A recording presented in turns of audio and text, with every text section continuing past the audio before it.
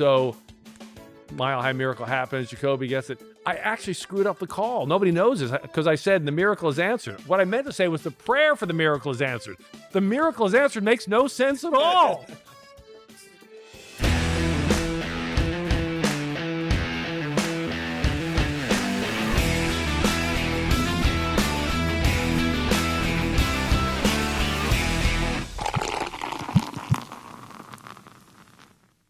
Welcome back to Beer With, where we sit down and have a beer with someone with an amazing story.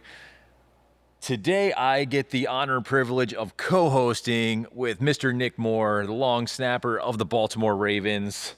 I am excited to join in this couch session with you, buddy. I'm excited too, man. The fact that you're giving me the opportunity to co-host with you is an honor, and I'm excited for this venture. And we're here at Union Craft Brewing in Baltimore, just outside of Waverly and Hamden. And we are enjoying right now this episode, Steady Eddie, which is a Maryland staple. Obviously, Eddie Murray, you're a baseball guy, yep. Going back to the days of Eddie and Cal and just the baseball legends of Baltimore. And he's got his own beer, well-deserved. Yeah, this is actually a delicious beer. This is my second one I've ever had, so. Have you had more of the Ed Reed? The goat beer, which is also a Union beer. I stick to the basic beers. I'm a basic beer guy, so this venturing out into these, it's the world of craft beer, man. It's a rabbit hole. You start deep diving. I've learned from you, and my brother's a big IPA guy, so I learned from him as well. There's a lot of craft beers out there. It's definitely a rabbit hole. They're good, but they'll hit you harder than your average Coors Light or Miller Lite. I'm used to having more than a handful, and so these you got to get used to only drinking a couple of these.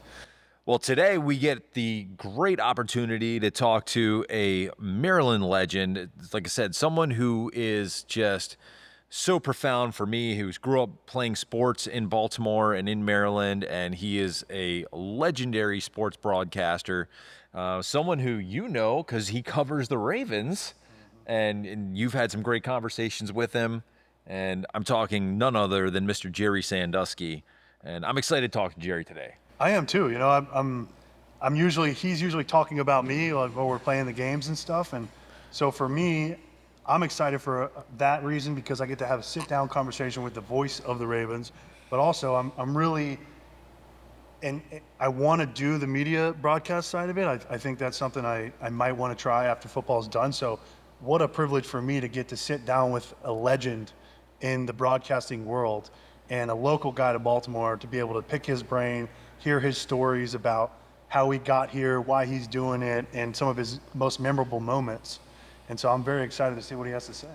Yeah, and at the time of this recording, you're gearing up for training camp. Gerry's gearing up to do his broadcasting thing, and it's an exciting time as a Ravens fan. I'm just a casual bystander. I get to stay at home and watch from afar, but it's definitely an exciting time. It is. There's a lot of buzz. We got about a week till everybody reports for training camp, and there's a lot of buzz going on this season, so we're excited for that, excited to get back on it and get things rolling. I know Gerry and I are about to ramp up pretty significantly, 0 to 100 real quick. And it's going to be a great season, and this is going to be a start to that. Yep. And fresh beginnings. You have a brand new kicking team this year that you're working with, and I'm sure you guys are going to be family over the next several months. And I know there's going to be like the kicking competition coming up this year with Tyler and some of the other competition he's up against. And I can't wait to see you guys at training camp, man. Yeah, it's going to be fun. It's obviously a newer situation. Haven't had kicking competition here in a long time, but Tyler Loop and John Hoyland, they're both really great people, great athletes, great kickers, great competitors. It's going to be a fun time for all of us. And you know, for me personally, I'm now the old guy in the special teams room. I have the most experience. I'm the oldest, in age, and so it's a different role for me. I'm used to being the young guy, having played with some Ravens special teams legends. So I'm looking forward to the opportunity to kind of be the leader, the guy that they look to when things get rough or we get into big moments, kind of the calming voice. And it's going to be a lot of fun. So, we're going to have a great season, whoever is our kicker, and it's going to be one to remember. All right, well, go get yourself a beer, get yourself a cold one, and I hope you enjoy our wonderful conversation with broadcasting legend, Mr. Gerry Sandusky. Welcome back to Beer With, where we sit down and have a beer with someone that has an amazing story to tell. And today I am giddy with excitement. I get to talk to one of my heroes growing up as someone who grew up playing sports in Baltimore, someone who is a Ravens fan. Nick and I are both lucky enough today to sit down with Mr. Gerry Sandusky, the author of Forgotten Sundays, which is a fantastic book. It's an emotional roller coaster ride. If you haven't read it, you really need to go out and pick it up. Gerry, thank you so much for joining us here today. Great to be with you guys today. I didn't even mention two-time Emmy Award winning three. Nobody counts. Three? My internet research has failed me. When did number 3 come? A couple of years ago. Really? Yeah. Oh my gosh. All right. So now I am just failing as a host 3 times. Look, if you Google Gerry Sandusky, you're going to find a lot of weird stuff. So I hate to say it, I was just actually trying to look up some information on the foundation for your brother and stuff like that. Google has not been my best friend. No. I mean, come on, think about the odds, right? Think about the odds that your name, which is not a common name. I mean, how many guys named Gerry Sandusky did you ever meet? And that one of them happens to become the most hated criminal in America. Like, come on. Welcome to adversity.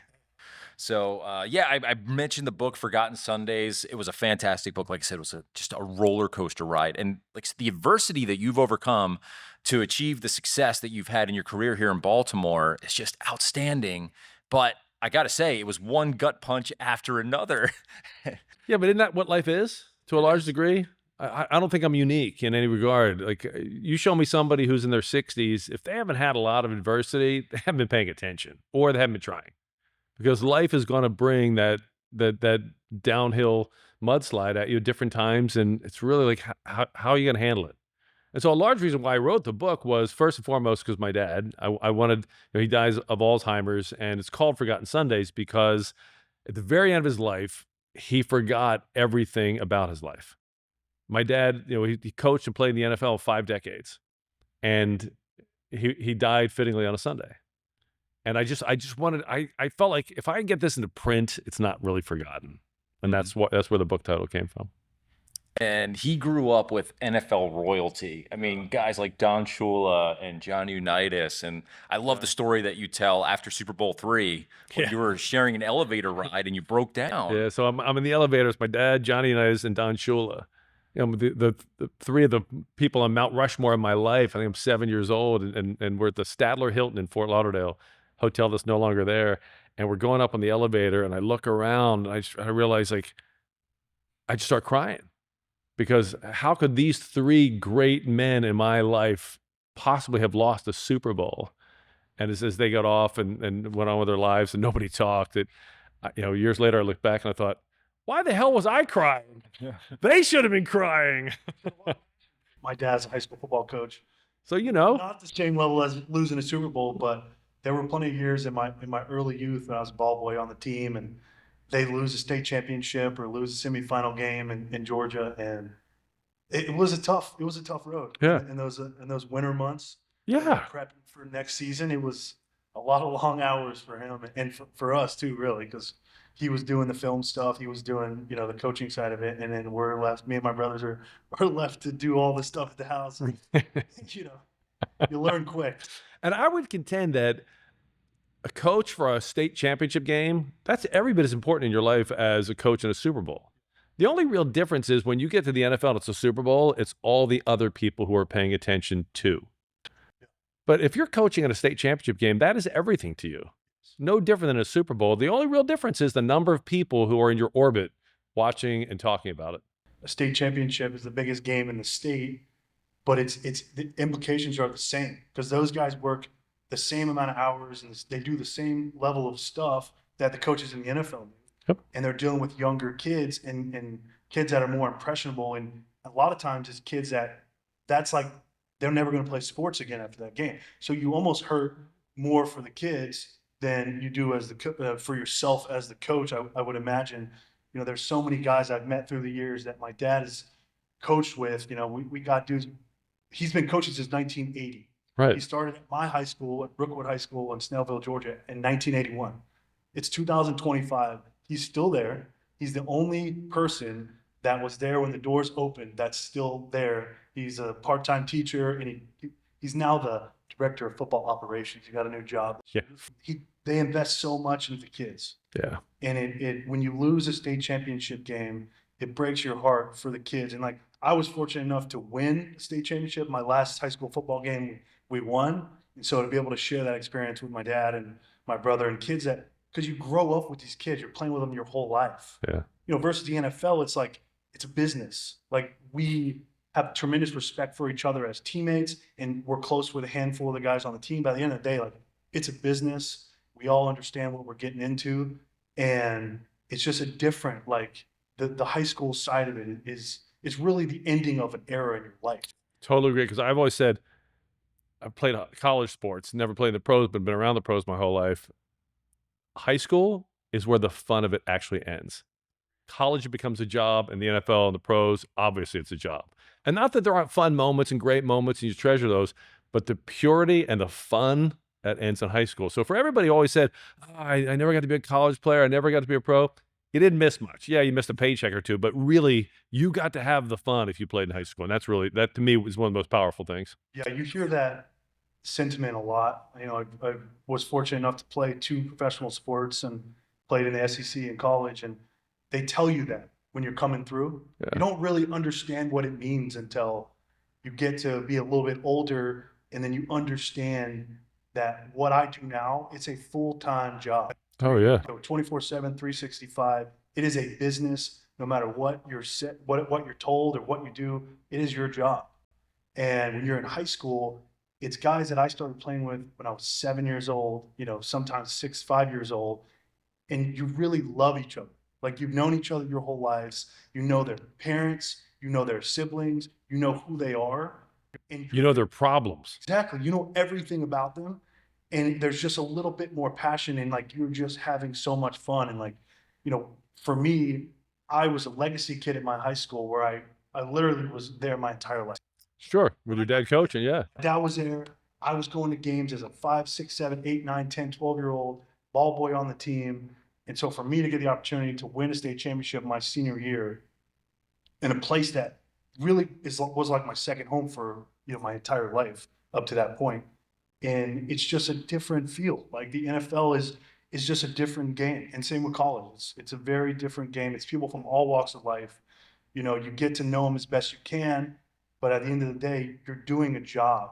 And like, I take pride in my job, and I try to do my best for my teammates, but there's only so much you can do. You don't, I hate to say you don't care, because that's not a fair thing to say, because I do care about my teammates and I do love them and I wish them nothing but the best. But at the end of the day, if I do my job right, that's all I can control. And so I Right. just do the best I can. And I hope that, you know, it works out the way that it's supposed to. Plus, unless things have gone terribly wrong in your life in high school, you're not married, you don't have kids. So it's just you and your buds. And so there's that cohesiveness. You know, you've got kids, you've got a wife, a lot of your teammates are married. They have, like, the day ends, you leave the castle. My oldest is learning that I play football. He knows the Ravens logo is Dad. He says Dad, Dad. Yeah. He likes to watch the games sometimes on TV. And he likes a couple of my teammates, but when I get home, I'm Dad. Right. They don't care. They don't care if I had a good day. They don't care if we won or lost or any of Nope. that stuff. They just care that I'm there and I'm present. I'm being at home as a father. So it's definitely a transition, because you, like you said, everybody has their own thing going on, and everybody's working towards a different goal. Right. And we want to be great on Sundays. We want to win the Super Bowl, but it's just a different environment than in high school, where, like you said, all you have is that, and your boys, and the guys you've known your entire life, and you're just all in this together. And if you think about high school versus the NFL, you know, you've had the privilege to make that journey. In high school, you spend way more time actually as a team than you do in the NFL. People don't realize that in the NFL, the only time you're actually together as a team is the Tuesday meeting, and if you're on a road trip, Saturday night meal. That's it. The Saturday night, you know, team meeting meal. That's it. And you're actually They're actually together, and like, right. Otherwise, you're with the special teams guys. Lamar's in the quarterback room. Mark Andrews in the tight end room. It's really sub teams throughout the course of the week, and then you just come together on Sunday. It's it's a collective on Sunday to Yeah. do the best. most people don't realize that. It is very separating. Like, me being like a long snapper, you know, I'm I'm completely like, I don't sit in any of the meetings with them. Like, my interactions are with the guys that play special teams, and guys like Sandusky Kane and Bo Braid and these guys that their path to playing in this league is through special teams, but they got other stuff. They still play defense. Like, they're Right. still doing all these other things. And like, meanwhile, we're doing our short, 45, 50-minute, hour-long meeting, and then we do the team meeting together. But then they go and they break down their stuff with their meetings or their position groups and all that. And we're like playing Godzilla pinball or something in the locker room. Like, it's just just in different worlds. That's why Sam Cooke was so good at cornhole. He had the time to be so good at it. For us, the three of us, whoever's going to be the kicker this season, like, our chemistry is important. That's why we spend so much time together. Yeah. We're able, a luxury that not a lot of other guys on the team are allowed, is because we have so much downtime, we can really dive into who we are as people, get to know the families. It's a small group, so we can get together. If the three of us go out with our wives or girlfriends, like, there's only 6 people. Yeah. If the offensive line goes out, there's 30 people. And so for us, it's easier to just, like, we'll do dinners, with everybody on like a Friday or something, and we'll get to spend a lot more time together because we have such a small, intimate group. And the chemistry side of what I do is so important because our job's 100% reliant on somebody else to do their job. And so, like, I'm the only one who's not really reliant on somebody performing. Right. Like, Jordan, as a punter or a holder, he's got to rely on me to have a good snap and get it in the right spot. Well, the kicker is reliant on Jordan to get the ball caught, put down, be where it's supposed to be. And the same thing on punt. Jordan is, he's got to rely on me to do my job in order for him to perform well. So there's a lot of nuances to that, and it takes a whole lot of chemistry and bond and trust in each other. And it'll be a fun year, I think, for you because you're the leader of that pack now. You're the mentor. You're the guy they're going to all look up to. I mean, Jordan's going into his 4th year, but either way, you're going to have a rookie kicker, and they don't know what they don't know. So they're going to lean on you for everything from, hey, how do I pack for a road trip to what's this mini schedule really mean? Or when the coach says that, all that, they're going to be really leaning on you for guidance. Yeah, and I'm very fortunate in the fact that I came into a place that had the oldest specialists in the league, like the combination between the two. I mean, my rookie year in 2020, we had Sam Cooke in year 15, Morgan Cox was in year 11, and Tuck was in year 9. So, I mean, we're talking over 35 years of experience between the three of them. Yeah. And so I had the honor and the privilege to get to really understand how they went about their game. And I know Sean and I talked about this, is like how they take care of themselves. What's their mental, like, how do they prepare for the game? What are the things they do, Tuesday through Saturday that prepares them for Sunday? How do they handle short week? How do they handle night games? Like, all those things that I was fortunate to be able to watch that firsthand and not have the pressure of performing on Sunday. To my first game, like, I'm playing with a dude who's 10 years older than me, whose son is closer in age with me than he is. Yeah. And he's like, I've been in the league in my first game, he was in his 15th year. It was like the end of his 15th year. And I'm just like a lost puppy out there. And Sam's just dragging me along, like, hey, just follow me, just come with me. Right. And so I had dudes that were so good at that, and that I'm eternally grateful for what they were able to do for me and what they were able to teach me, that I am excited for the opportunity to do that for someone else. Because I'm 10 years older than Tyler. Think about that. 6 years older than Jordan. And we've been playing together for 4 years, and I'm a decade. I mean, how much different are you between 22 and 32? Wow. And so for me, I'm excited for the opportunity of being that guy, because I've been the lowest guy on the totem pole for a long time. Yeah. And now I'm kind of the oldest dude. I'm the 3rd oldest guy on our team. It happens fast. Yeah, really quick. And I haven't, obviously there's guys that have played way more than me, but I mean, we have Kyle Van Noy. We signed defensive lineman. God, I'm drawing a blank. Jones. Yes, he's 35. Right. And then Kyle is 33, and I'm 32.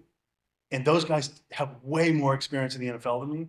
But, and Kyle's won Super Bowls and done all that cool stuff. But I'm in a much different spot. When I got to the league, we had probably 20 guys with 10 years or more. Yeah. And I felt like we had to be the oldest team, arguably, of all time, with how many veterans we had. And now it's complete reverse. Most of our players are like 25 to 29. And it creates a very different culture. Yes, it does. Tucker was the last member of the Super Bowl team. So now you have a roster this year. No matter who's on it, you're gonna have a roster with nobody that's won a Super Bowl as a Raven. Nobody. No. We only have a handful of guys that won us. I know Yeah. Kyle's won a few, played in a bunch. Mm-hmm. Well, you're waiting for that third ring on your mantle because you've got your dad's, and then you've got yours, and a third. So actually, I don't have them anymore. What? Last year at Christmas, I gave them both to my kids. Really? And I did that because I remember the just overwhelming emotion that after my dad passed when he left me his ring. And, it was not a conversation we'd ever had. And it was overwhelming to open that up. And I wanted to see that. I wanted to see that on my children's face. I wanted to be alive for that. And so last year at Christmas, and I got the photo, I'm telling you, talk about shocked expressions. They both opened it up at the same time. I synchronized it, and they did this. What? So my daughter, who was an intern in the Ravens marketing department that year, she got a ring as well. So I gave her my dad's Colts ring, and I gave my son my Ravens ring. Wow, that's fantastic. That's a special moment. So if we win a third Super Bowl, good news is I'll be a grandparent this year, so the grandkids get the third one. That's awesome. So what is it like this time of the year? Like you both said, it takes a toll on your family. So as the season's ramping up, you have even more responsibility. You're traveling with the team. You're doing the thing with 98 Rock. You're doing the commentary. But that does have to take a toll on your family, once the NFL season starts. It's a huge price that everybody's family has to pay, no matter if you're a coach's wife, a player's wife, a broadcaster's wife, the trainer's wife, or husband. It's so much time that we have to be there. As the season goes on, we all spend more time around each other than we do around our kids sometimes. And this is my 20th season. It takes a toll. It's a huge commitment from your family to let you do that. And then you also have to balance your responsibilities with being the sports director at WBAL as well. And it's my 38th year doing that, so I kind of know how to do that. I kind of have that one down on my sleeve. But the thing about TV is you just never know when there's breaking news. That's what screws it up. You can plan the whole week out pretty easily, but then on Tuesday the Orioles make a trade, or the Ravens acquire somebody, or God forbid there's a tragedy. There's always something like that wasn't in the plan. Yeah, there's breaking news all the time at this level. And I want to give a quick shout out to my wife, because it is, like you said, it is very difficult. And I think they're the ones that have to sacrifice the most. Like I'm gone, during the week, I'm home on Mondays. If we play on Sunday, we're off on Monday. I have a shortish day on Tuesday. And then Wednesday, Thursday, Friday, Saturday, Sunday, I leave before they wake up, and I'm hoping I can get home just in time to spend, half hour with them before we got to put them down for sleep. And Right. They make my wife makes so many sacrifices for our kids, and they're still really young, so they know I'm not there, but they don't quite understand it yet. But they're the ones that are really the heroes, because they, without that level of support, it would make it a lot more stressful to be able to do this. You're worrying about all that. Like, I don't have to worry about nothing. My wife handles it all. She takes care of it, the house, the kids. She knows, football is how we make our living. And so she is gracious enough to give me that runway to be able to devote 99% of my time to my job. And when I come, but as a player, obviously more time off than you or probably the coaches. But it's like when you're there, you got to make the moments count. Oh yeah. And like I said earlier, they don't know if I had a tough day. They don't know if we won. They don't know I got home at 5 o'clock in the morning from a road trip. Like, they're just excited I'm there. Daddy's home. My job to be there and be present during those moments that you cherish, because everybody says kids grow up so fast, and like my Trust son me. was born, he's 2.5 now, and it's like I feel like yesterday he was born, and it's definitely a difficult thing. Football is a team sport, especially at home. Now, are you reliving this through your own children, since you grew up with this? Yeah, my dad was a coach in the I'm 63. My entire life, there's always been a check to root for. So he coached his entire life and then retired. And the month he died was the month I got the Ravens play-by-play job. So literally my whole life, there's been a team that our family has gravitated around, so much so that I actually have a skewed perspective. I don't really fully understand general fandom. I've never had like a team I rooted for just because I lived in that town. I always had a team I rooted for because my dad coached for them, or I was a broadcaster or worked for them. So that made sense to me. It's a very skewed perspective. I understand that. But growing up, I always said, I knew my dad's work schedule, and you base it on the outcome of the game. So if you win on Sunday, we would go home, and invariably there would be a casual neighborhood party at the house. You didn't do your homework. You were cool. That was fine. You could talk, you could laugh, it was all good. And then they worked till like 9 or 10 o'clock on Monday. You didn't see him. They worked till midnight or 1 a.m. on Tuesday. You didn't see him. Wednesday, they'd get home around 8 o'clock. You'd see him, but he'd be tense already because they're busy getting ready for the next game. So you're really quiet. You don't break anything around the house. You make sure you do your homework. You stay out of trouble on Friday. On Saturday, my brother and I would go down to Memorial Stadium for practice. The coaches would bring their sons to practice. And so it'd be David Shula and Michael Shula, my brother and I, the Bielski boys. We'd all be playing tackle football on the side while the coaches were playing.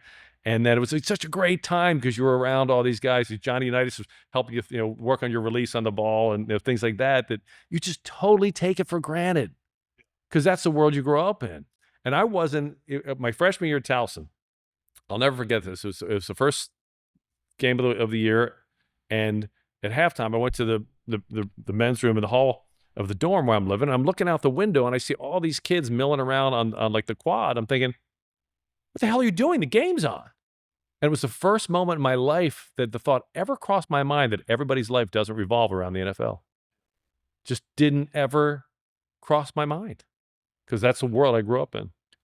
I was lucky enough to know John Unitas. I played basketball at Calvert Hall. And by the way, we don't lose state championships at Calvert Hall. We just don't do it. Well, yeah, you don't play real state championships there either. You have like this little, us and the 3 other Catholic schools, and we'll call this a title. Give me a break. The pool we're playing. Right. I was lucky enough to play basketball with Chad. Nothing against John's Catholic son. schools, but come on. Hey, the MIAA is where it's at. But Mr. John used to come to all of our games. And so every game when we were playing basketball, you'd see Mr. John up in the stands. And that's just how I knew him. Right. And so when you would see the look on other people's faces when they would come to a game and they're like, oh my gosh, that's John Unitas sitting there. And to us, that was just Mr. John who was coming to our games. Yeah. And so, yeah, I can't even imagine at your level because your whole life you've been around these just legends and it goes over it in the book. And yeah, to realize like, oh, wow, these people and the level of fandom that they have when they see their heroes of the gridiron. When you grow up on the inside, and as a broadcaster, it's really helped me as a broadcaster, having grown up on the inside. Like, you'll see people all the time calling for somebody's job. Like, I'd never do that because I know that there's a 10-year-old at home crying because he's afraid mom or dad's going to have to get a new job. And growing up on the inside of it has given me a great appreciation for what players go through, what the life's really like. And it's easy to turn on the TV on Sunday at 1 o'clock and say, God, Nick, what a great job. It's unbelievable for 3 hours. They see you celebrate afterward. What a job. They don't see the other 70 hours that your week is. They don't see what your off season looks like. They don't see all the adversity you have to get over to get that 3-hour slice. You work all year for that 3-hour slice. Yep. And you do it, 17 guaranteed times to do it, and then hopefully you get to closer to 20. Get to the Super Bowl. It is very difficult. I mean, it's very hard. And I have the same but like my son, all the guys he knows, whether it's dudes I play with or guys I know from my baseball career. I mean, Mookie Betts is one of my good friends. We got drafted together in the minors. We were roommates for a long time, and I still go watch him play. Anytime he's close to here, I try to get to a game. I'm like, my son's 2.5, and he thinks all of his dad's friends are like these. This is how everybody's friends with these. 100%. I'm like, it's just not the case, buddy. But that's his reality. And you know what? He'll probably be 20 years old before it ever crosses his mind that that's not how all of his buddies grow up. Everybody gets to experience Yep. meeting guys I idolized when I was a kid, like Cal Ripken. I got to know him well I worked with his son Ryan, and I've got to know him and his family well. And I'm like, nobody gets to do that. Like, No. you might meet him from afar, but like, he knows my name. There's a Hall of Famer that I'm like, this is like the coolest thing ever. And my son just probably thinks, he's 2.5, so he doesn't really know yet. But by the time he's like 6 or 7, and his dad's best friends are Linderbaum and Jordan Stout, Right. Sam Cooke, and all these like legends of football. It's like, not everybody can be friends with these people. Like, it's just not It's the truth. how it works. And you're just fortunate that you get to it. So it's my wife and I are we're grappling with like how do you ground, like you went through it. You met all these like heroes and all this stuff. And when it first hits you of like everybody's life is not this way, like how do you wrap your head around like I am extremely fortunate to be having grown up, excuse me, grown up in the life that I grew up. So, but think about the life you grew up with your dad as a coach. The one great thing about football will ground you because, other than the 72 Dolphins, nobody has a perfect season. Football will ground you. And so, I think as a child growing up in that world, I very much learned that, yeah, that's Don Shula, but you know what? He's in a bad mood after a loss too. Yeah. And his kids avoid him when he's in a bad mood. And his wife's not really happy when things go bad. And you see people go through things. And then as you get older, you watch people lose a spouse to cancer and the real life issues. And you realize that, look, you're really fortunate to be in this world, in this particular world of pro sports. And it's a really cool experience, but it's still life and it's still hard. So I wouldn't worry too much about your kids because the game will ground them. Let them enjoy it, and I'll remember this. What size shoe do you wear? So it's called the rule of 13. As long as your kids have enough fear that 13 is going to go up their ass, if they misbehave, they'll be fine. I had that same fear with My dad was a 14. same way. And you're right. I got to meet some guys. My dad coached Jason Elam. He went to my high school. There's a handful of other guys that made it to the NFL. But when I was young, it didn't matter if they made it to the NFL. It's like this guy's a starting quarterback at my high school. Yep. And like this guy's saying hi to me, and like it was like the coolest thing ever. And it, for a long time, that was kind of the idolization that I lived in. Like these are my heroes at a micro level that I can actually interact with and be fortunate enough to get those relationships. And I still have a lot of them. And Jason, to his credit, I don't talk to him a ton, but like he reaches out to my dad and has been, very useful tool for me because he played a long time in the NFL at a similar position to me. And had a great deal of success. Yeah, and having that relationship with him through my father, it's been something that I could use to lean on if I needed it. And look, the other thing, and your kids will learn this, is that, look, you're a talented athlete. You have great physical tools, and so does this guy, and so does that guy, and so does she, and so does she. But it's really after a while, you get to the highest levels. Okay, now the equalizer is athletic ability. The difference maker is mental ability. That's the part that when your kids learn that, that's the game changer.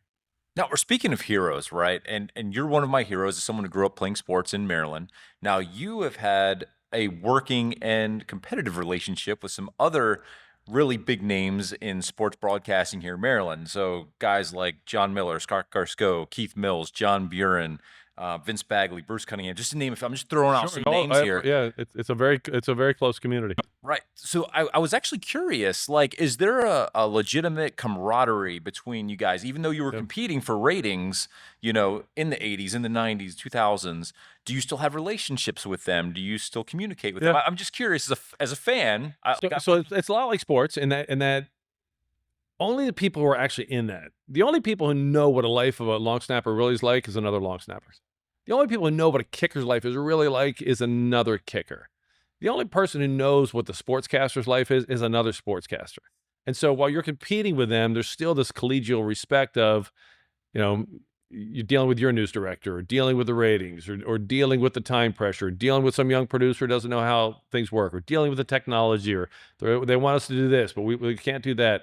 And so there's a kind of that shared sense of dealing with all of the issues that creates that connection. So that creates that collegiality. Going back to, there's a story in your book, and as someone who promotes a lot of the craft breweries around here in Maryland, you have a story about as your time, I think is while you're with the Dolphins, when you guys were sneaking beer when you were a ball boy. Oh yeah. So one of the things that as I started off as a ball boy, I was just a young kid. And then as you get older and you move into college, and that was my job in the summertime, working the equipment room, and I'd be a ball boy. And Don Strock, who was the backup quarterback for the Dolphins, who was just a great guy, not a famous guy because he was back up to Greasy and then Marino, but a great guy. Him and Bruce Hardy, the tight end, were roommates. And at the start of every training camp, Strock would hand me his car keys. He said, "These are yours whenever you want them." And I had a certain job. And one of my jobs was to make sure there was a stocked cooler of Heineken in their room after every practice.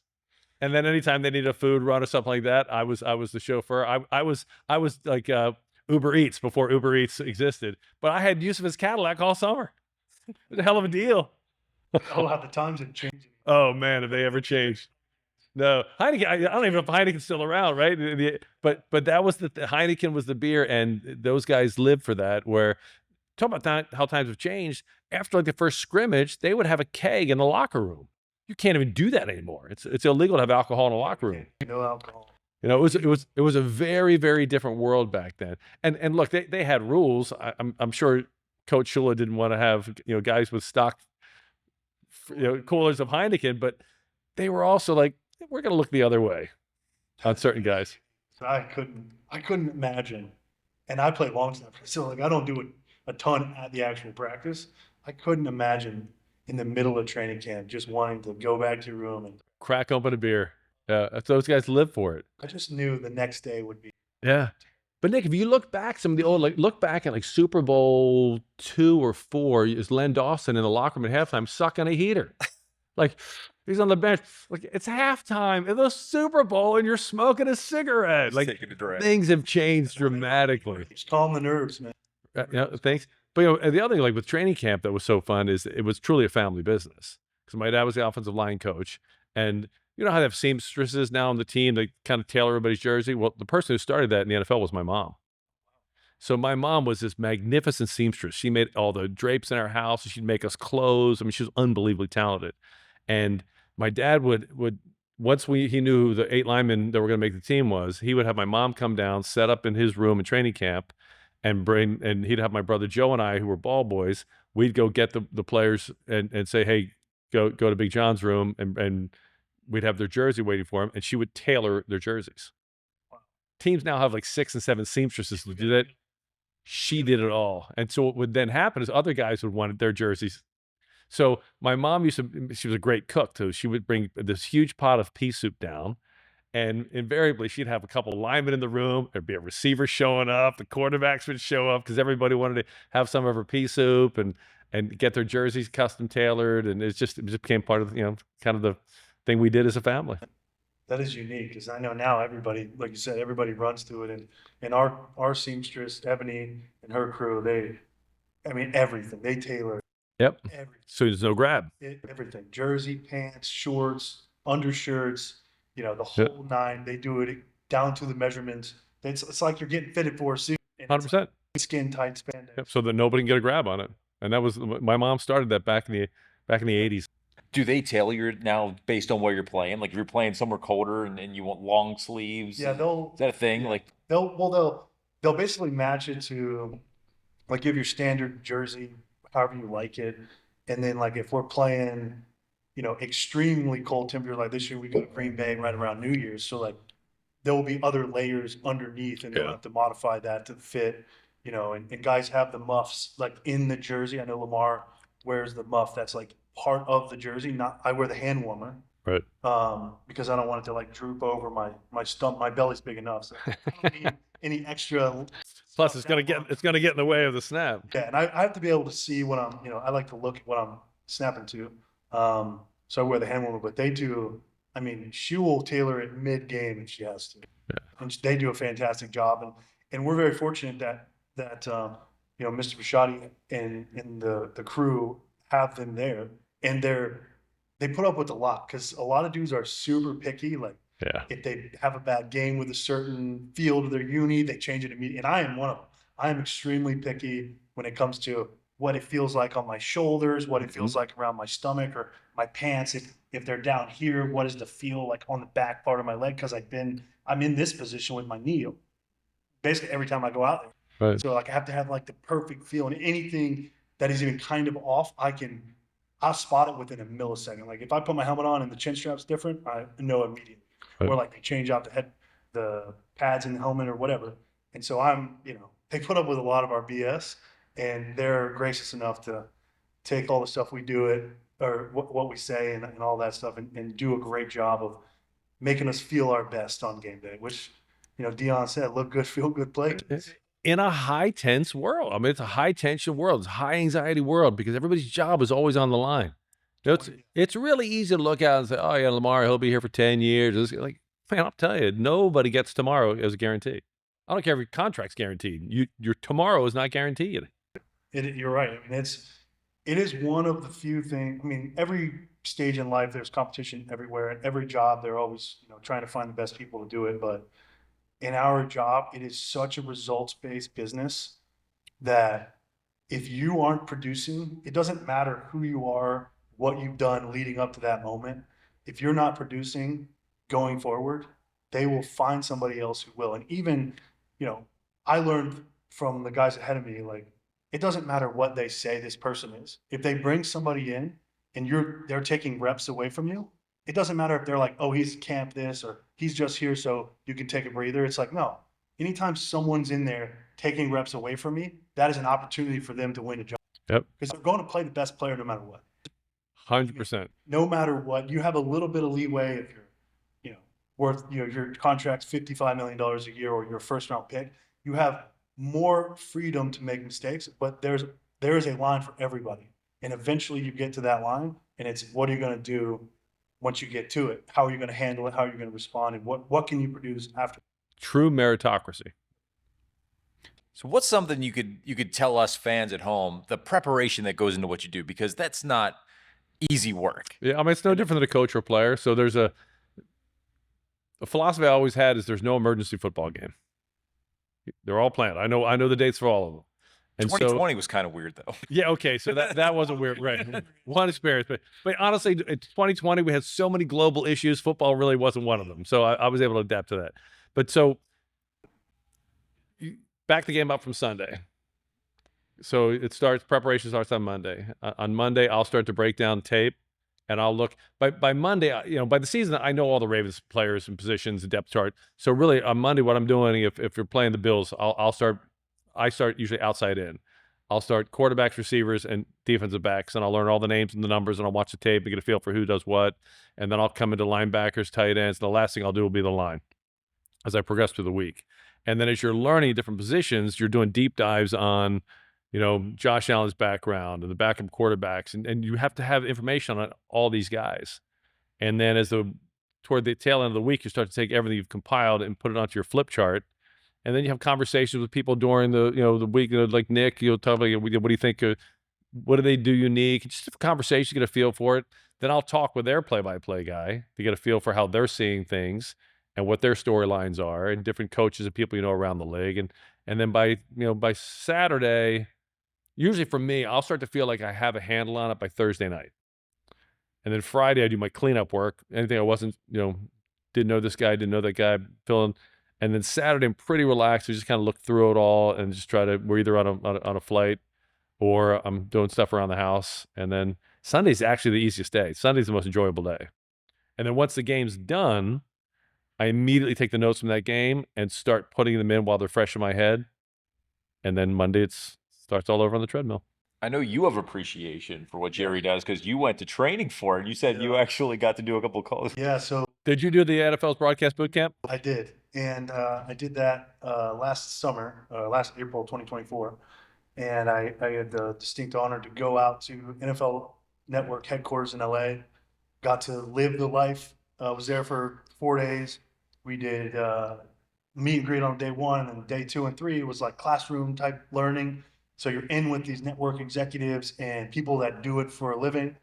And they're teaching us like how they prep all this stuff, whether it's we did basically 4 sections. It was TV broadcast, right, radio broadcast, in studio analysis, and then a podcast segment.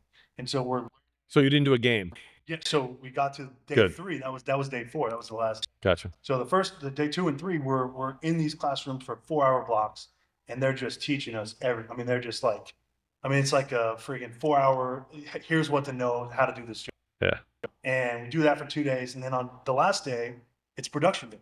So we actually did hands-on environment where I worked with Paul Burmeister. He was my I know Paul, great guy, and, fantastic guy. And so the first thing I had was the TV game in the booth with Paul, and I am super nervous because I watched a ton of football, especially I didn't play in 2023, so I watched a zillion games on TV, and I was like, as the couch broadcaster, you're like, oh, this is so easy. Like I'm listening to Troy Aikman and Tony Romo and these guys do the color commentary. I'm like, I can easily do that. And then I get there and I learn like the differences between radio and TV and all this stuff. And when I get my action, like I finally get my shot to do it, I don't think I've ever been that nervous in my life. So much so that I'm doing an offensive drive with Paul. It's Seahawks versus the Lions. Seahawks are on offense. Okay. It was a game from 2023. And there was like a 7 or 8 play drive. I was so nervous. It wasn't until the fourth play, going into the fourth play, that I see Paul. He's writing something on his sheet. So he's got his sheet that's like this big. It's covered, it's corner to corner. Everything is covered in, and it's just like practicing for him. And he writes in like this big Sharpie on this page, DK. I had been calling DK Metcalf, DJ Metcalf. I had Easy to do. I had no idea that I was doing it. Right. And I'm like, panicked, whatever. And I kind of get like a chuckle, but it just gave me so much, like such a better appreciation for how difficult it is. Because it's easy to watch on TV and you're hearing them say it and you're like, and you're their disagreement or like, how'd you say that? This is happening. Right. But like when you're watching it live and you're the one having to explain it, like that was the hardest part for me, was explaining it on the TV side, because they were really adamant about everyone can see the picture. Correct. It's not about what they see. It's about what they don't know is happening. Like explain the why. And that for me, like I know football. I've not been around it my entire life, but it's the intricate details of like whether the quarterback's bootlegging or the play action or who's pulling for like what guard offensive linemen are moving or what kind of route is he running? Why is he running this route? How is he trying to get open? And I mean, I was just in awe because Paul like didn't even skip a beat when I'm like calling him DJ Metcalf, and all those guys. Like I worked with Maurice Jones-Drew and a lot of great people in the industry, and I got done and I called my wife. I'm like, this is arguably way harder. And I'll bet you were exhausted, dude, because you're wiped out after a broadcast. I started in the makeup room at 7 a.m. Yep. I didn't get done till 5 p.m. And it's like, by the end of it, and we were only doing these small, like one drive segments. So I would do a drive on offense, or I would do one TV drive, then we would have a break and we would talk about it. And then I would do another one. And then we talk about good way to learn it. Yeah. And then I did a radio segment. I did 2 of those, same format. And then I did a in-booth analysis segment. And it was like the same thing. There would be short, 10 to 15 minute segments, and then you meet about it for 10, 15, 30 minutes or whatever. And it just like their ability to do that while it's happening, to get almost everything right, whether it's the guy, I mean, some of the guys' names crazy hard.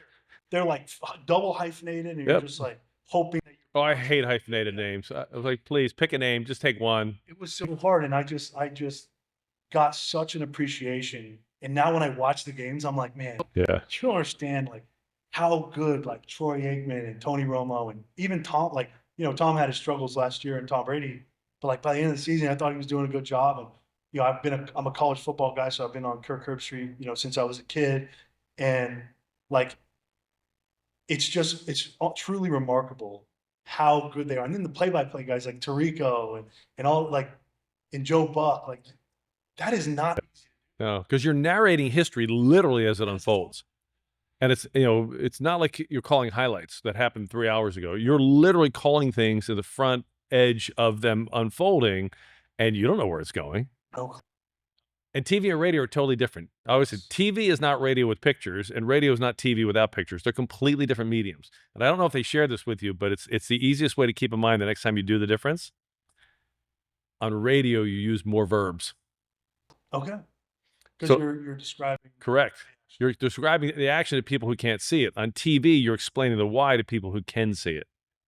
So on radio, you have to talk about he cuts to the right, he jams the receiver, he takes 3 steps and sprints left. TV, you can see all that. I did find, in my experience, I found I was way more comfortable on the radio for that reason, because you're literally just explaining what you're seeing. Because I'm not seeing it. You have to be super descriptive on what's happening. Versus the TV, it's like everybody sees what you see. So you like Tony does he predicts the player, like this is what I would do in that situation. It's like, that is so hard to know and to understand and be able to apply it in a way that's fitting and it's accurate. Yeah. And in TV, you're working with a director and a producer. So it's, you get to talk about what they show. And really good directors and producers will follow you sometimes, but you have to follow them. So if they're showing a tight shot of John Harbaugh, you can't be talking about the punting team. Yeah. And so you've got to be able to shift like this. The shot changes, you got to be right on it. And that the part people don't understand is with broadcasting, it's immediate, it's now. And when you're done, you are exhausted. But here's the greatest part of broadcasting. For 3 hours, you're nowhere else. It's almost a Zen experience. For 3 hours, I'm not thinking about my house, my to-do list, a conversation I have with my wife, where the kids. For 3 hours, I'm literally nowhere else. And there's just something about that you don't get in most parts of life. Yeah. That is And cool. you see some crazy cool stuff. Oh, I could imagine. Yeah. I mean, sports is a crazy thing. And so this past week, the Ravens had out on social media was the 1 year anniversary from Jacoby Jones passing, which, it's so I miss his smile and his laugh and the memories. And so they were playing the Mile High Miracle. People always ask me, what's your favorite call? Honestly, I don't have one necessarily, That was good. but that's the one that most people remember. And here's the backstory to that people have forgotten. To me, that it's actually the more interesting part of it is the series before that, 3rd down and 5, Jacoby runs a crossing pattern. Flacco hits him right in the hands and he drops it. He's the GOAT. Not in a good way. He's Lee Evans all over again. The season's going to be over. They're going to lose because they might not get the ball back. Yep. And so, there's this overwhelming, crushing sense. The stadium's rocking in Denver. The place is going nuts. And you feel so bad for Jacoby because it's Lee Evans a year later. It's happening again. And so they get the ball back. But it's a dire situation. And I had said, preface this with, I'm paraphrasing, but if you believe in a higher power, now's the time to pray. If you have a lucky piece of clothing, now's the time to wear it. And if you believe in the power of prayer, time to pray for a miracle. So Mile High Miracle happens. Jacoby gets it. I actually screwed up the call. Nobody knows this because I said the miracle is answered. What I meant to say was the prayer for the miracle is answered. The miracle is answered makes no sense at all. But it became this legendary call. And everyone's, is that your favorite call? No, I screwed it up. That is actually hilarious. But that's broadcast. Broadcasting, you're talking for 3 hours, and you've got to go left and right and north and south. You've got to set the scene, change because you go in every game like a game plan. You have a narrative, a story. Here's the storyline. Well, it shifts. Yeah. All of a sudden, Lamar throws 4 touchdown passes. That's a different storyline. Or God forbid a punt gets blocked, or somebody sacks the quarterback 9 times. You never know where it's going to go. And so you have to be able to narrate all of that, and at the end, tie it all back together and set everybody up for next week. It is a remarkable thing. So I won't ask you what your favorite call is. Yeah, it's the most common question I get. Mile High is a big one. It's funny. There's 2 things I don't have. I don't have one call that stands out as my favorite. And the other thing that I don't have, because I'm so present, I don't have great recall of any one moment of any one game. I have to actually go back and watch tape. So I remember the Minnesota game several years ago where it had 5 touchdowns in the last 2 minutes. I had to go back and watch that on YouTube because I couldn't remember how it all unfolded, because you're so dialed into that play. My brain just doesn't absorb the whole big picture. Now, I remember a memorable call that somebody was a part of that I was just listening to today, which happened to be something very special for you, obviously. I would say, the kick we had in Detroit. That was awesome. You didn't even remember it. Yeah, we were talking about it. I listened to it today. I remember it like it just happened. Yeah. And it is one of the craziest experiences I've ever been a part of. It's such a unique one, and for a lot of reasons. My first, long game-winning field goal snap. We were about to lose to the Detroit Lions before they were who they are now, and it was just and it would happen like this. It was 4th and 19 all right, we're going to kick a game-winning field goal from basically midfield to figure out if we're going to be 66 yards. And I do believe I got your name in that call. I always try to put the long snapper's name in the call. I appreciate Yeah. Because The long snapper and the holder, I always try to put it. do a really good job. Mike Tirico is one of my favorites with that because he always does a good job at least once a game when we're doing Sunday Night Right. Football. He's going to give us a shout out. They're going to put up the little thing in the corner of the screen and talk about it or whatever. And it is cool because we don't get that we don't get that very much. No, we don't, especially like if it's a 1 o'clock game or something like national broadcast. Like there's not a lot of conversation, so it's nice when we do get that. Now you got to do good. Sure, right. If you're doing bad, obviously everyone's talking about you.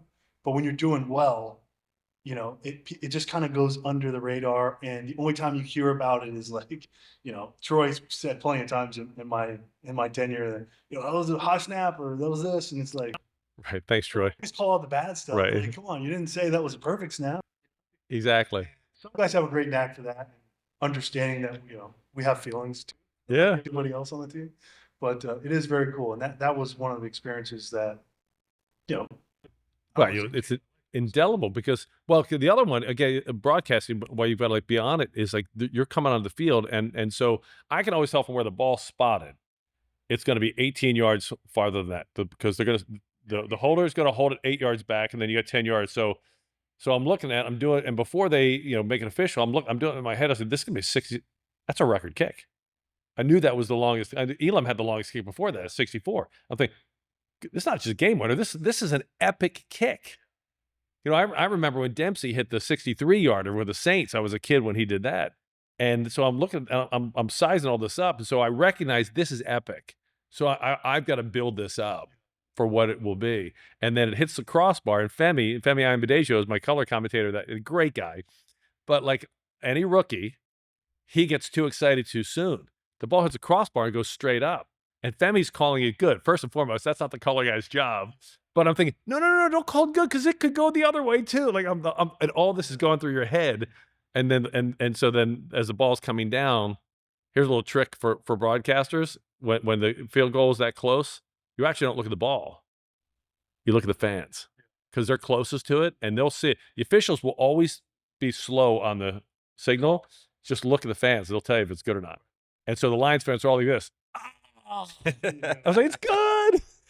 I had similar, and that same play, for me, that was my fourth game in the NFL. It was my first ever game-winning field goal kick. That's pretty cool. And so I'm like, in my head, and Sean and I were talking about this earlier, I was so focused on that, like, this is my first game-winning field goal. Like, the clock's going to expire. This is it. This is my first one. And it wasn't until we get out there, I'm telling Tuck and Sam where the ball's at. They're getting lined up. I'm huddling up with the guys. We break the huddle. I go to the line of scrimmage. It's not until I'm getting my feet set in the ground that I realize that I was in the logo. And I said to Sean, like, I am not the one in the logo typically. Right. 99 times out of 100, it's Tuck and Sam that they're in the logo. And so for me to be standing in the logo, I was like, oh, wait, this is really far. Yeah. And then it went back to, this is my first ever kick. I'm just like, let me just do my job to make their jobs easier and give us the best chance to make field goal. Yeah. And I had the same thing. So I was telling Sean, whenever, I played with Tuck for a long time. If I had a perfect snap and I saw the ball down, I knew without a shadow of a doubt it was going to go in. I had that much confidence in him. And so I see it, perfect snap. Sam does what he always does, gets the ball down perfectly. It's just sitting up, just the most beautiful picture you've ever seen. And I immediately was like, oh yeah, this has got it. This, if there ever was a kick going in, it's this one. Yeah. And I hear it kicked. After they're blocking me, I get up to immediately start to celebrate because I knew that I did my job, Sam did his. I know Tuck's going to do his. And so I start celebrating. The ball's like halfway. I'm like already arms up. You can see me from the front copy. I'm arms up, like going crazy. And then I see it hit the crossbar. And so I immediately shoot to our ball guy, Avon. He's the guy right behind the thing catching it. It goes off the net. Right. And it hits. It starts going up. I can't see if it's going forward or backwards. I immediately look to Avon, and I see him like doing this. And so I just kept sprinting like, oh yeah, we made it. I just kept going down the field, and obviously the rest is history, but it is funny. It's similar. Right. There are certain times you take your eye off the ball. And for me, field goals, because, you know, if even if I'm midfield, where a lot of times the booth is in the corner of the end zone now, but you can't see because the uprights, you can't tell it to go. You can tell if it's long enough, but you can't tell it to go through. So I always just look to the fans, and they'll always react ahead of time. Yeah, they do. They get it. They have a great view right there. Right. Because the officials are always painstakingly slow with, Yeah. thanks, guys. Yeah, we all knew Right. the whole place was either Yeah. dead silent. Right. Spoiler alert. Yeah. Because that one was very quiet. We were going crazy on our side. Oh, it was because you said it right. You could hear the ball. You can't always hear the ball. You can, that one you could hear the boom. I heard the thud and I heard the doink. Yep. And then I just remember running as fast as I could in circles around. Yeah, that was a cool moment. Those, you know, those are those moments. Justin was. That was. I thought that was every time I go on the field. That's how it's going to be. Yeah. Right. We've had some unbelievable kicks through the years, but that one was truly a special. And the highs are high, and then that's the gold standard kick, and you're a part of that. It's pretty cool. Well, it's very cool. So you were up in the booth and screaming, "The hay is in the barn." Obviously, I would be amiss if I didn't ask you the history of that iconic saying. So the hay is in the barn is a phrase that goes back to my late college football coach, Phil Albert at Towson. I was a third string tight end on a Division II football team. I mean, you talk about redefining average, right? And the hay's in the barn is really the big takeaway I took from college football, because I didn't get into a whole lot of games before I got hurt. And at the end of practice, when we had kind of wrapped everything up and done what we came to do, Coach Albert would just say, "All right, guys, hay's in the barn. Let's wrap it up." First year I'm doing I have to go back and check which game it was, but there was that signature play where the Ravens, you know, put the win away. And apparently I said the hay's in the barn. I didn't even realize it. It just kind of came out. But so many people said it back to me that week. I mean, so many people that I recognized, well, that seemed to resonate, and it just became a thing ever since. It really has. And that's now, like you said, your brand. Oh, yeah. Absolutely. When I die, whatever that may be, it'll be the shortest eulogy you've ever seen. Gerry with a G, the hay's in the barn. It's a great eulogy. Yep, boom. Thanks for stopping by. Boom. It's a perfect fit. Drop the mic. Yeah. But that's where the hay's in the barn came from. It was just it was actually, like most fun things, totally an accident. Well, I mean, one of the things I got from your book is like there's three things that I feel like you're really all about, which is family, legacy, and brand. Yeah. And really, unfortunately, like you said, your name was tarnished. Unfortunately, I couldn't even, when I was reading some of the stuff that was in the book, that was heartbreaking. I thought, like, okay, this was something that was just in jest, and people, you know, it was just like, oh, it's a coincidence. But no, it was really a bad time for you. It was death threats. It was you know, thousands. It was just at the front end of social media blowing up too.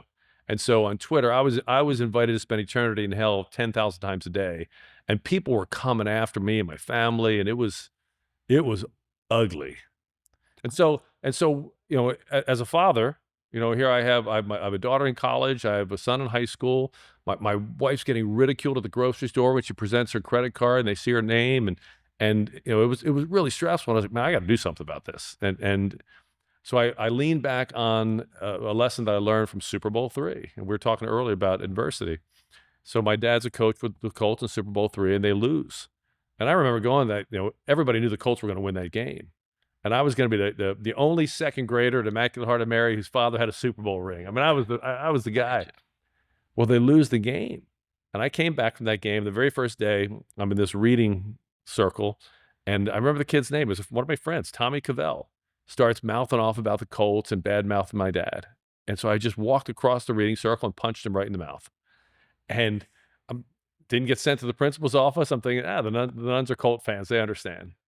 Well, the next day, my dad's driving us to school, and my brothers and sisters get out of the station wagon. And he looks at me, whistles, and he pats the front seat, which means we're having a talk. He's going to talk, and I'm going to listen. And he looks at me, he says, look, because we lost the Super Bowl, you're about to discover there are a lot of jerks in the world, and you can't punch them all without becoming the biggest jerk. Am I clear? Sir, yes, sir. So fast forward 4 decades, and we're going through this, and you know, it was a really tough time for my family. So I was like, all right, family meeting. We did it in our loft, and sat everybody down. I said, look, I know how hard this is. I know how hard it is to hear your father call these things, and I know how hard it is to hear your husband call these things and stuff you're hearing at school. I said, but you have to understand, we are not victims. There are real victims in this case. We are inconvenienced. We will not act like victims. We cannot control what other people say. But what we can control is our response. And no matter what people say, we're not going to respond. And you're going to have to trust me on this. It'll give you the power back. You're going to want to punch them, but you can't punch everybody without becoming the biggest jerk. So we're not going to worry about what people say anymore. It's Gerry with a G, no relation. And we'll just move forward from that. And my family wasn't really happy with me at the time because my kids wanted me to punch everybody. But, you know, in those moments, you've got to be the dad. And it turned out to be a really powerful lesson for my children, because life's going to constantly present you with things that aren't fair, constantly present you with things that there's no playbook for. How you're going to handle it will define who you are. And now through your work with the Sandusky Group, you teach others how to build that confidence, how to overcome adversity, how to build your brand, and why that is so important. And I have to say, I mean, it's heartwarming when you read your book and everything that you've been through to see where you're at in your life and that you've overcome it all. And not only have you overcome it, you're now teaching others how to overcome it, and you're spreading that. And so if you could talk a little bit about the Sandusky. I saw people throughout the course of being a broadcaster, been to a million banquets and a lot of functions. You see a lot of people really good at what they do who get in front of the room, the Zoom, or the camera, and they suck. And they just stumble all over themselves. They're boring. They're lost. And all of a sudden, people think less of them. It's not fair. So I just started first with some friends, and then it became a business where I just started to show people how to function in those three spaces and how to be in control no matter what the situation is, and how to know your message, know your brand, and how to present those, so that even if you're going to a headwind as big as the Gerry Sandusky storm was, you can still get the message through. And as you get that message through over and over again, people will get the message and you'll start to stand out. And the flip side of it is, even if you're only average, if you present a great brand, people become brand loyal. And it's really, really powerful. I'll prove this to you. Give me Nick, give me something you're passionate about outside of football, outside of work. Golf. Great. So let's say you have, you win the Super Bowl and John Harbaugh says, I'm going to buy everybody whatever golf clubs they want. What are you getting? Titleist. So when you see that Titleist pair of clubs you want, what do you think and what do you feel? I feel like I'm Tiger Woods. Feel you Tiger Woods, feel your best. And how do you feel about those clubs? You're just proud that you have them. There you go. Feel great. Feel like I'm Tiger Woods. Love them. Feel proud. You didn't tell me what kind of metal alloy the shafts are made out of. You didn't tell me how the material is sourced. You didn't tell me where they're built. You didn't tell me the manufacturing specs. You didn't tell me any details. You told me how you think and feel when you think about that product. That's what brand is. And what most professionals don't realize is they are a brand. Most people are accidental brands, and they're brands that are all over the map. So like you take this beer can and this company, you guys go around to a lot of different breweries. Every brewery has a brand. And if you're intentional about it, people will start to resonate with that. Now, here's the powerful part is that no brand is for everybody. I'm not everybody's brand. You're not everybody's brand. I just want to be the people who want to resonate with me. And so once your head wrapped around that, you go all in on you, that's where you stand apart from the crowd. I don't care if you're selling beer, if you're building buildings, if you're running a hospital, if you're a broadcaster, a football player, if you're a videographer. Your one shot at standing apart from the crowd is going all in on you, knowing your brand, and delivering that brand consistently. And the more you do that, the more you stand out. And for people who want to learn this way and this confidence, where can they go? SanduskyGroup.com. And I've actually sat through one of the seminars, and it really was eye-opening. And, the resources that you have available to the people that want to take these courses and things are just outstanding. What I'd love to get is with NFL assistant coaches, because my dad was an assistant coach, and assistant coaches all build their resume on their expertise, their knowledge. And he was a head coach for a hot minute, too. Yeah, he was an interim head coach, but he never got another shot. We'll talk about that in a second. But the problem with most football coaches know a lot. It's hard to differentiate. The guys who progress and become the coordinators, then the head coaches and have a lot of success are people who stand out as brands. That's the difference maker. It's very rarely, you get the occasional Sean McVay, who's a wunderkind and a genius, and he grew up and he knows more football than most people, but not most. The occasional Bill Walsh. Most are not that. Most get it because if you look at most NFL coaches who are hired, you don't see guys who are extremely overweight. You occasionally see a guy who's bald, Daboll, no offense, but most guys are fairly attractive, have decent haircuts, look the part because they're representing the organization's brand. John Harbaugh is a perfect example. John Harbaugh is as fit as his players. He's probably more fit. He walks the talk. If you think about, Steve Bisciotti, the Ravens brand. John Harbaugh is perfectly aligned with that. That is one of the great hires of all time. But you look at other people, like nothing against, pick a coach, pick Chucky, the old Raiders head coach, who was great for the Raiders until he had the whole email misstep, John Gruden. But he would never work as the Ravens brand. Same coach, it doesn't work. Every brand doesn't work in every situation. That's why you have to be aware of your brand. And I don't care if you're leading a football team, a construction company, or NASA. The people who are aware of their brand and deliver that brand have a huge advantage over everybody else. Didn't Gruden just spend some time at the castle not too long ago? I thought I saw some videos. Yeah, he was there during OTAs. Yeah, and he's arguably a likable guy and great football guy and great pedigree and all that, but his brand would not work as the Ravens head coach. I have to say, I was actually watching some of the videos, and I was like, this is kind of weird seeing Gruden talk about the Ravens like at the castle. Yeah, he was there as the as he was presenting ideas on how he would attack us as like a former head coach, like what he thought where our weaknesses were, how we could be exposed, and trying to figure out ways. Which is a really good idea for Harbaugh to do that. You bring other people. It's a way to take self-scouting to the next level. But Gruden is great at taking obvious things and emphasizing it and making it part of his brand. This is the Gruden brand. Look at these guys. They're wearing jerseys with numbers on them. They're unbelievable. Like he just goes over the top with everything. That's just his brand. Whereas Harbaugh's brand is totally different. Rex Ryan's brand. There's a reason he didn't get hired here. Rex Ryan, I love Rex. And his brand worked for a while for the Jets. It would have never worked for Steve and the Ravens. No, John is the perfect fit. I will say that. I have tremendous respect for Coach Harbaugh. Somewhat intimidating because he's working out every day at 5:45. That video just came out of him squatting. Right. But it's a lot easier to have look at your players. And by the way, John will do this to you. You've been around John enough. If you haven't seen John in a couple months, like when I see John for start, he'll literally do this to you. He'll go like this. You look good. That's the first thing. He'll size you. He just goes head to toe. He does like a mental scan. Like you look good. Whether he's talking to a player, a broadcaster, a UPS guy, like if he knows you and he'll. Oh yeah. You look good, John. It'll be. All right, thanks, Coach. That's definitely an occurrence every time you come back. It's just one of those. He's sizing you up. The one thing you have to appreciate from a player's perspective is he never asks us to do something he doesn't do himself. He does the same workouts. Yep. He does the same runs, same sled pushes, the same stuff that we do. It's like you can't complain. Like that guy's in there doing the same stuff. You might modify the weight because he's 62 years old, but he's still getting after it all the same. And it's inspiring.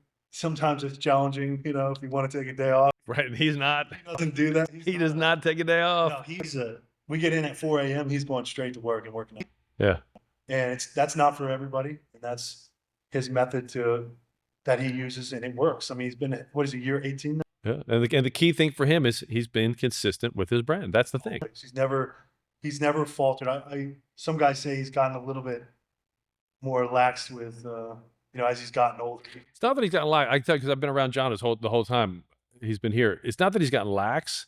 He's become more discerning. When John first got here, he wanted to set a tone. And so everything was a 10. And the scale of importance, everything. The way you dress for a road trip, to how you walk through the hallway, to how you comb your, like everything for John was across the board.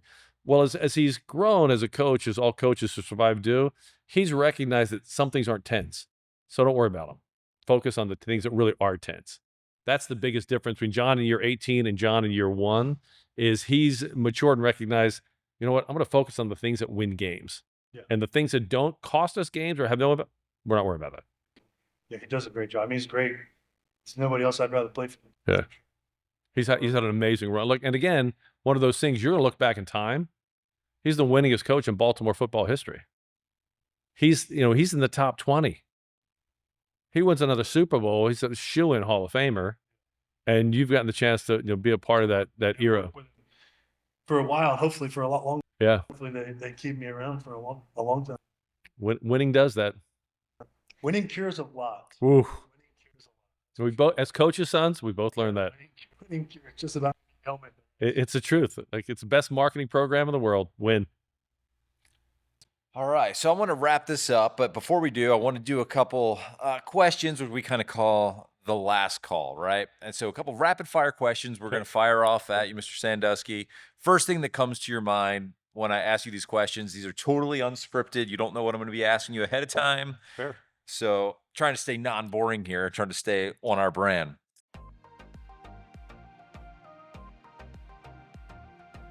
All right. Best stadium food in the NFL outside of M&T Bank Stadium. Seattle. Sushi. What's more nerve-wracking, live TV or live radio? Live TV. If we opened up your fridge, what beer would we find in there? Blue Moon. What's the weirdest thing that you put Old Bay on? Corn. Who's more diva, professional athletes or TV news anchors? Professional athletes. If you could interview any sports legend, living or dead, who would it be? Marion Motley. And as a true Marylander, what is your go-to snowball flavor? Sky blue. Sky blue. All right, very cool. I sincerely thank you so much for my your time. pleasure. This is having blast. a drink with you. This flew by. So this was a work day for you. So Yeah. so I tried the seltzer. It's good. Yeah, the hop water springs, the hop water from like that. Union. And just thank you so much again. And for those of you that may not have read the book, sincerely, pick up Forgotten Sundays. It is an emotional roller coaster of a book. You will not regret it. It's a fantastic read. You get through it really quick. And some great stories from your childhood, and then also unfortunate, with your dad and everything that he went through. And that, it's a very painful time. As someone who knows someone who's dealt with Alzheimer's as well. It's look, a lot of people have. And again, that's a big driver behind it is that you're not alone. Yep. You're going to go through adversity. You don't have to go through it alone.